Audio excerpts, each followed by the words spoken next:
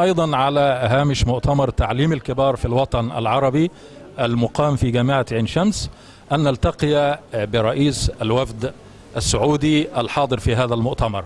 في البداية نتعرف بحضرتك. أخوكم سعود بن حمد البدر، مشرف عام تعليم كبار في وزارة التربية والتعليم بالمملكة العربية السعودية.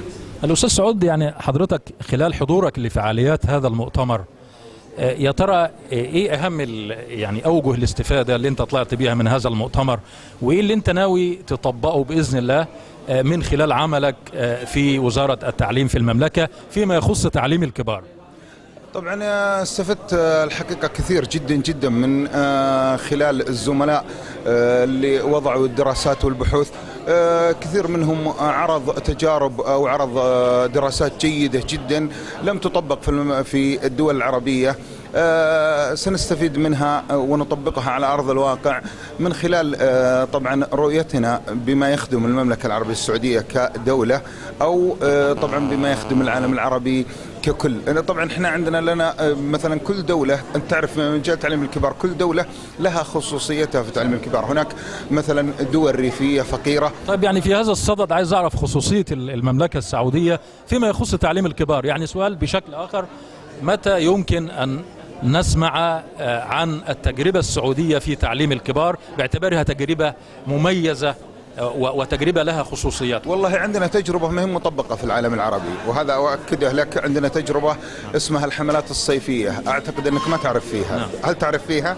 لا، أعتقد أنك ما تعرف. لا، هي الحملات الصيفية هي تجربة جديدة استقيناها أو طبعا أوجدتها المملكة تقريبا من 20 سنة للمناطق النائية. هي مناطق انتقائية ننتقيها، وفي نهاية العام نطبق عليها حملة توعوية تثقيفية تشمل التوعية وتشمل التثقيف والتعليم وتشمل البيطرة وتشمل الصحة.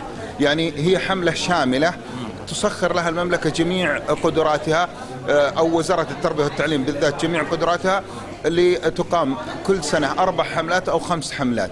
هذه الحملات تقام في المناطق النائية البعيدة مرة، يعني مناطق مثلا جبلية، مناطق بدو رحل. يعني بتعمل ايه هذه الحملات؟ يعني ايه دورها؟ هذه الحملات طبعا عن طريق الإدارات التعليمية، وتشرف عليها الوزارة، وتشرف عليها الوزارة إشراف مباشر عن طريق المشرفين. بتقوم بأنشطة معينة أو تقوم بعدة أنشطة. تقوم أولا الهدف تعليمي، تقوم بأنشطة اجتماعية، تقوم بأنشطة توعوية. هناك طبعا من وزارة التربية الاجتماعية ووزارة الصحة يقدمون ندوات ومحاضرات توعوية تثقيفية. هناك من وزارة الزراعة لجنة بيطرية للكشف مثلا على الماشية والأغنام لديهم. هناك أيضا لجنة من وزارة الصحة، مجموعة من الأطباء ومجموعة من الممرضين يقومون بالكشف على هؤلاء الناس خلال فترة الحملة. شهرين، إذن هي شهرين توعوية علمية تثقيفية. نعم. طيب، لكن برضو لسه ما عرفناش يعني إلى أي مدى وصل تعليم الكبار في المملكة.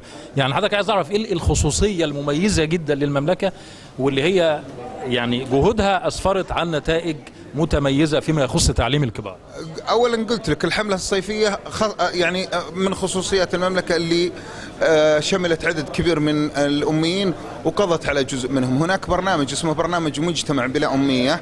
هذا البرنامج يهدف إلى الذهاب إلى الأمي أينما وجد. يعني المعلم يأتينا ب10 دارسين في مكان ما، نقوم بتوقيع عقد معه عن طريق إدارات التعليم ويقوم بتعليمهم. المناهج موجودة، هي مناهج مبسطة، يعني أقل من تعليم الكبار، مبسطة جدا جدا. ويعني فترة الدراسة متى ما أتقن المهارات الأساسية في القراءة والحساب أعطي شهادة مجتمع بلا أمية. لذلك هذه من الخصوصيات اللي تميزت فيها المملكة العربية السعودية. أيضا هناك طبعا برامج على مستوى التعليم الكبار للبنات، برنامج اسمه الحي المتعلم، وهو برنامج يقدم في بعض المدارس، توضع فيه يعني جميع مثلا جميع الأشياء اللي تخدم الدارسة، مثل يعني إلى جانب التعليمي هناك الجانب مثلا الخياطة المهني، الطبخ، فيعني وهي في الغالب توضع في الأحياء الفقيرة. طيب، على ذكر المدارس، يعني هناك بعض المشاكل التي ربما يعاني منها التعليم في المملكة كغيرها من الدول العربية، زي مشكلة التسرب من التعليم، مشكلة السلوكيات العدوانية من جانب بعض الطلاب تجاه مدرسيهم، لدرجة أن في بلاغات كثيرة متكررة عن اعتداء طلاب على سيارات مدرسيهم وتحطيمها. هذا طبعا هذا موجود في العالم العربي ككل، يعني ليس في السعودية، وهي حالات يعني شاذة، يعني حالات نادرة وشاذة في نفس الوقت.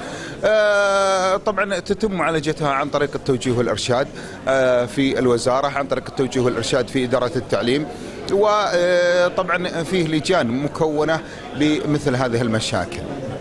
طيب، يعني كثير من المدرسين في المملكة يعني يتصورون أنه مجني عليهم بالنظر إلى أنهم يعملون في مدارس بعيدة عن منازلهم، ويتكبدون مصاعب كثيرة يعني جراء سيرهم في طرق وعرة وغياب الأمن في بعض الأماكن المؤدية إلى مدارسهم. تعليق حضرتك؟ لا، بالنسبة للأمن الحمد لله، الأمن ما في أي مشاكل الحمد لله في الأمن، ولا نعاني من الأمن. هذه أنا أروح المناطق نائية باستمرار. لا، لكن بالنسبة للمدرسين، هذا وضع المدرسين في أي دولة في العالم. يعني أنتم عندكم في مصر، في الدول العربية في العالم، أول ما يتعين المعلم يتعين على حسب المنطقة المحتاجة، صح ولا لا؟ بعد ذلك بإمكانه أن يقدم على الانتقال ويقترب شيئا فشيئا حتى يصل إلى المكان اللي أهله موجودين فيه. طيب، سؤال أخير، يا ترى وجهة نظر حضرتك ما الذي ينقص تعليم الكبار في المملكة العربية السعودية لكي يحقق ثماره ويحقق النهضة المتوقعة والمطلوبة منه؟